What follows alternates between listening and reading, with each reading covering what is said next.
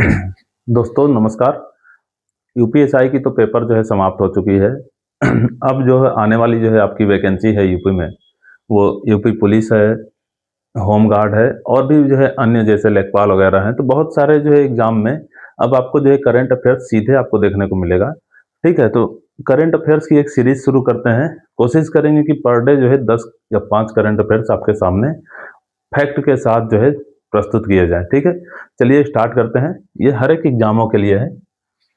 भारत की पहली खुले समुद्र में, ठीक है, खुले समुद्र में समुद्री मछली पालन परियोजना किन दो संस्थानों या संस्थाओं द्वारा और किस क्षेत्र में जो है की जाएगी? समुद्र के किस क्षेत्र में? ठीक है, भारत के पास जो है मेनली जो है देखेंगे तो एक साइड बंगाल की खाड़ी है, एक साइड अरब सागर है। ठीक है, तो कौन से साइड जो है ये हो रही है, तो आपको आंसर से पता चल जाएगा। पहले तो क्वेश्चन समझ में आ गई कि भारत की ये पहली है, क्या है, खुले समुद्री क्षेत्र में, ठीक है, मत्स्य पालन, समुद्र में मछली पालना। एक जो है जोन इस्टेब्लिश किया जाएगा, उस जोन के भीतर जो है वो काम किया जाएगा। ठीक है, ये काम कर कौन रहा है? राष्ट्रीय समुद्री प्रौद्योगिकी संस्थान, ठीक है, और अंडमान और निकोबार प्रशासन, ये दोनों मिलके। ठीक है, दो लोग हो गए, एक ये और एक ये। ठीक है,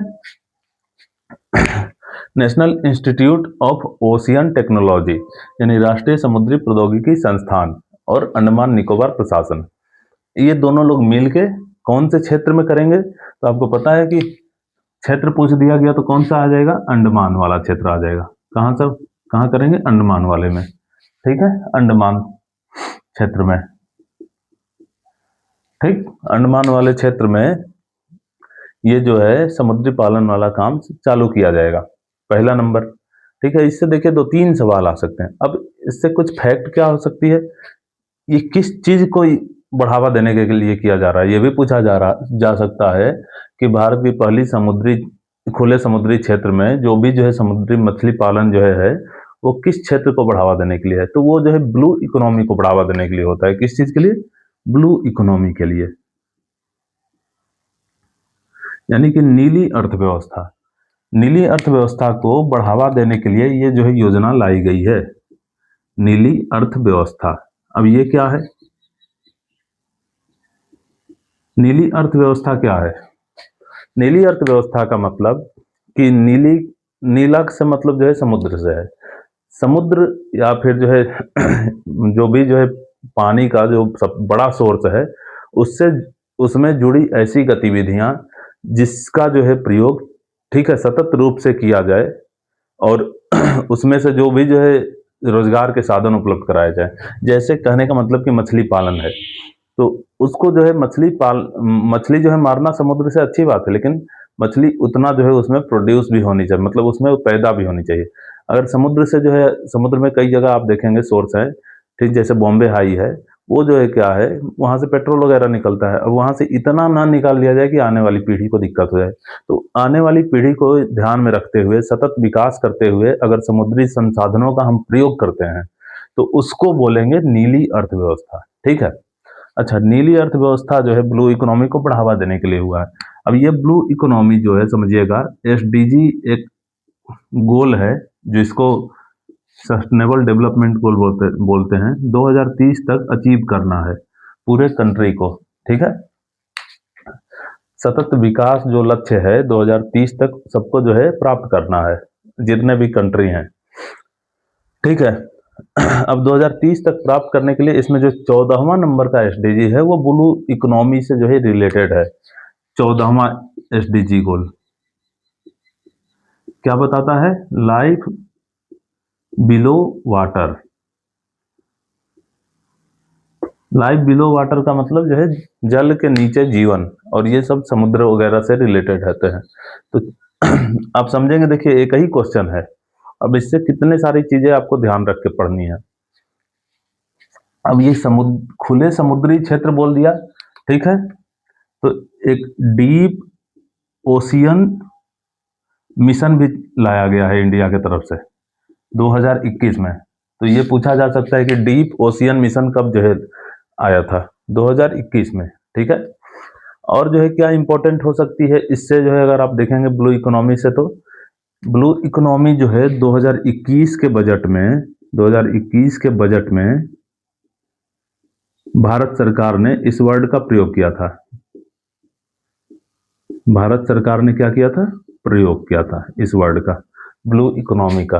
तो ये भी पूछा जा सकता है किसी भी एग्जामों के लिए। तो आप एक चीज जैसे जो है कई चीजों को आप ध्यान रख सकते हैं, ठीक है। ब्लू इकोनॉमी को बढ़ावा देने के लिए 2015 में ही, 2015 में सागर माला परियोजना लाई गई, सागर माला परियोजना, ठीक है।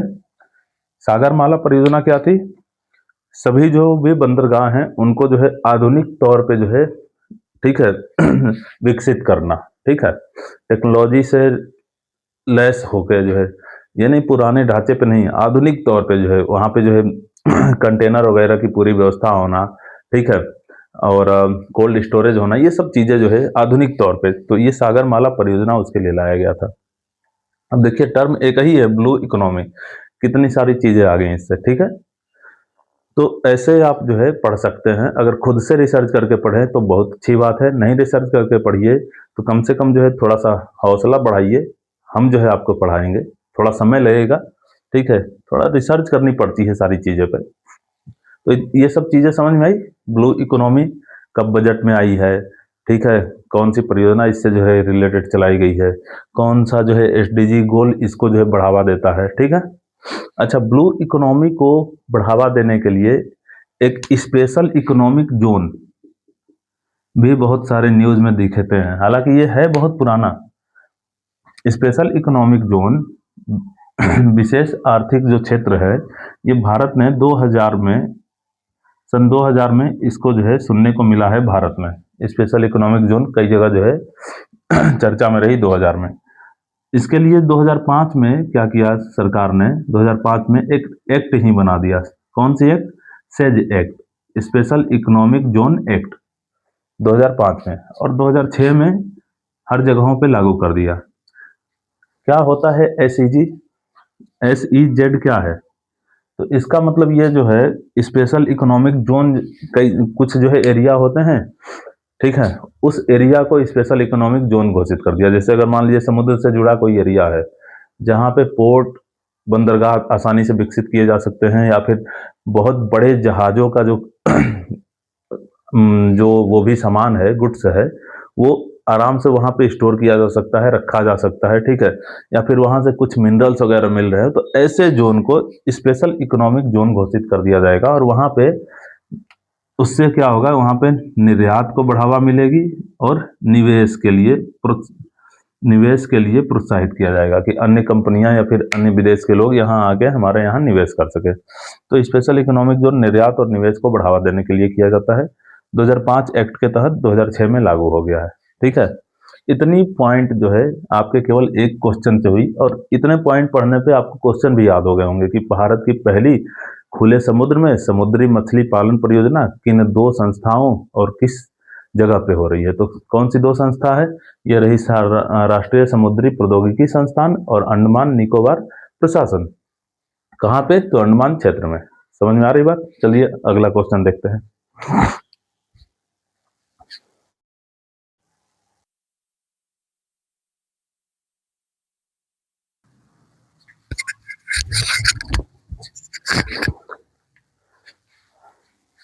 देखिए अगला क्वेश्चन कौन सा है, यूआईडीएआई द्वारा आधार सेवाओं की सार्वजनिक समझ को, आधार जो सेवा होती है उसमें जो सबको समझ है, सबको तो उतना समझ आती नहीं है, तो सार्वजनिक समझ को सरल बनाने के लिए, सिंपल बनाने के लिए, ठीक है, उसने एक आधार शुभंकर लॉन्च किया है, ठीक है। क्या लॉन्च किया है, आधार शुभंकर। उसका नाम क्या है, तो उसका नाम क्या है, उदय। अब आपसे पूछ लिया जाए कि यूआईडीआई ने उदय लॉन्च किया है, ये क्या है, तो ये आधार शुभंकर है, ठीक है। आधार मैस्कॉट है, मैस्कॉट समझ रहे हैं ना, ये जैसे कि जो है गोलू शुभंकर था जो है रेल के लिए, वो हाथी वाला था। आपने जो है प्लेटफॉर्म पे देखा होगा, एक हाथी मतलब जो है आता है, ड्रेस पहने हुए सारी चीजें बताता है, उसी तरह ये शुभंकर है, उदय, ठीक है।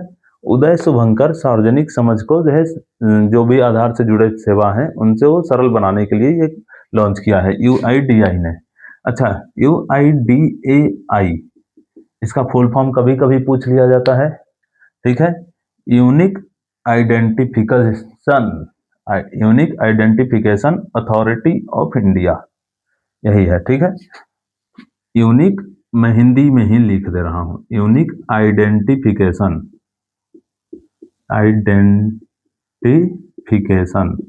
इसे तो हिंदी में लिखना और कठिन लग रहा है, अथॉरिटी ऑफ इंडिया। अच्छा, ये 2009 में इस्टेब्लिश की गई थी, इतना याद रखिएगा। किसके द्वारा स्थापित की गई थी? योजना आयोग के द्वारा, प्लानिंग कमीशन के द्वारा, योजना आयोग द्वारा। इसको बाद में कानूनी ताकत कहां से मिली? इसको बाद में 2016 में जब आधार आ गया था तो 2016 में आधार एक्ट के तहत स्टैच्यूटरी बॉडी घोषित किया गया, स्टैच्यूटरी बॉडी बना, यानी कि तब जाके ये एक जो है अथॉरिटी बना, ठीक है।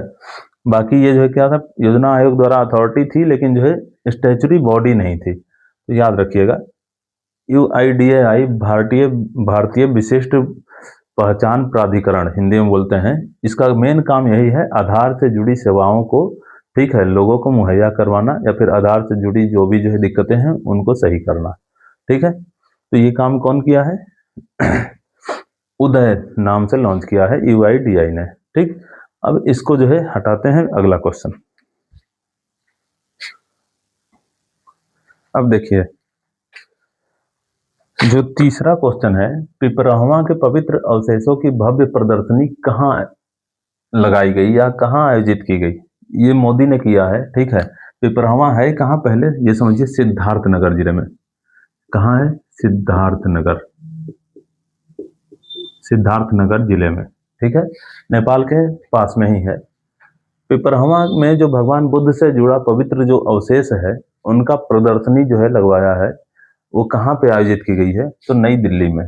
कहाँ आंसर होगा? नई दिल्ली, ठीक है, मोदी द्वारा किया गया। अच्छा, अब इसमें जो है भगवान बुद्ध से जुड़े कई सारे टॉपिक डिस्कस किए जा सकते हैं आपके साथ, लेकिन वो पूरा एक चैप्टर हो जाएगा, यहाँ पे कोई मतलब नहीं है। आप बस जो है चार बौद्ध संगीति सबको पता होगा।